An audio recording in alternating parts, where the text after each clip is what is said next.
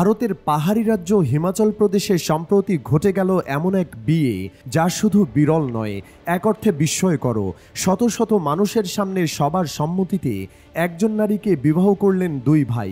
ঘটনাটি ঘটেছে হিমাচলের সিরমৌর জেলার শিল্লাই গ্রামে। কনের নাম সুনিতা চৌহান আর দুই বর প্রদীপ ও কপিল নেগি। তারা সম্পর্কে আপন ভাই। কনে নিজেই জানিয়েছেন এটি ছিল তার নিজের ইচ্ছার ফল। আমি জানতাম আমাদের সম্প্রদায়ের এই প্রথার সম্পর্কে, আর আমি সম্পূর্ণ সম্মতি ও শ্রদ্ধা থেকেই এই সিদ্ধান্ত নিয়েছি, বলেন সুনিতা। এ বিয়ের আয়োজন চলে 3 দিনব্যাপী উৎসবের মতো। 12 জুলাই শুরু হয়ে পুরো আয়োজন পরিণত হয় এক সামাজিক মিলন মেলায়। সবার সামনে খোলামেলাভাবেই বিয়ের সব আনুষ্ঠানিকতা সম্পন্ন হয়, যেখানে ছিল না কোনো গোপনীয়তা, বরং ছিল গর্ব ও ঐতিহ্যের প্রতি শ্রদ্ধা। প্রদীপ, যিনি সরকারি চাকরি করেন, বলেন, এই সিদ্ধান্ত ছিল পারিবারিক এবং সম্মতিপূর্ণ। আমরা যা করেছি সেটা লুকিয়ে করিনি। আমাদের সংস্কৃতি অনুযায়ী এটি সম্মানজনক।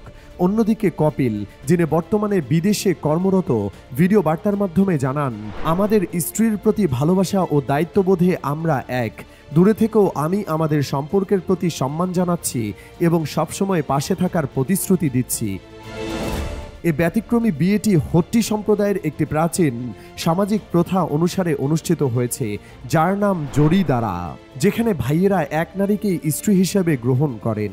হট্টি সম্প্রদায় হিমাচল ও উত্তরাখণ্ডের সীমান্তবর্তী পাহাড়ি অঞ্চলে বসবাস করে এবং 2022 সালে ভারত সরকার তাদের তফসিলি উপজাতি হিসেবে স্বীকৃতি দেয়। হিমাচলের রাজস্ব আইন অনুযায়ী এই বহুগামী বিয়েগুলো এখনও বৈধ এবং সাংস্কৃতিক স্বীকৃতি সম্পন্ন। এমন বিয়ের সামাজিক ভিত্তিও রয়েছে। ঐতিহাসিকভাবে এই প্রথার জন্ম হয়েছিল ভূমির বিভাজন ঠেকাতে। পাহাড়ি অঞ্চলে জমির পরিমাণ স্বল্প, তাই এক পরিবারে এক স্ত্রীকে একাধিক ভাইয়েদের মধ্যে ভাগ করে নেওয়া হতো, যেন জমির মালিকানা এক জায়গায় থাকে এবং ঐক্য ও সহযোগিতা অটুট থাকে। এতে পরিবার হয় শক্তিশালী, কৃষিকাজ সহজ হয় এবং নিরাপত্তা বাড়ে। হট্টি কমিউনিটি কমিটির সাধারণ সম্পাদক কুন্দন সিং শাস্ত্রী বলেন, এই প্রথার উৎপত্তি কয়েক হাজার বছর আগে। তার সামাজিক স্থিতিশীলতা, ঐক্য ও আর্থিক নিরাপত্তা নিশ্চিত করতেই চালু হয়েছিল। আজও অনেক জায়গায় এই রীতি জীবিত, যদিও এখন তা অনেকটাই কমে এসেছে। প্রবীণদের মতে, একসময় এই এলাকায় এই ধরনের বিয়ে ছিল নৈমিত্তিক ঘটনা, কিন্তু সময়ের পরিবর্তনে, শিক্ষার প্রসার ও শহরমুখী জীবনের কারণে এই প্রথা ধীরে ধীরে হারিয়ে যাচ্ছে। এখন অনেকেই গোপনে এমন সম্পর্ক গড়ে তুললেও সামাজিক স্বীকৃতি পাওয়া কঠিন হয়ে দাঁড়িয়েছে।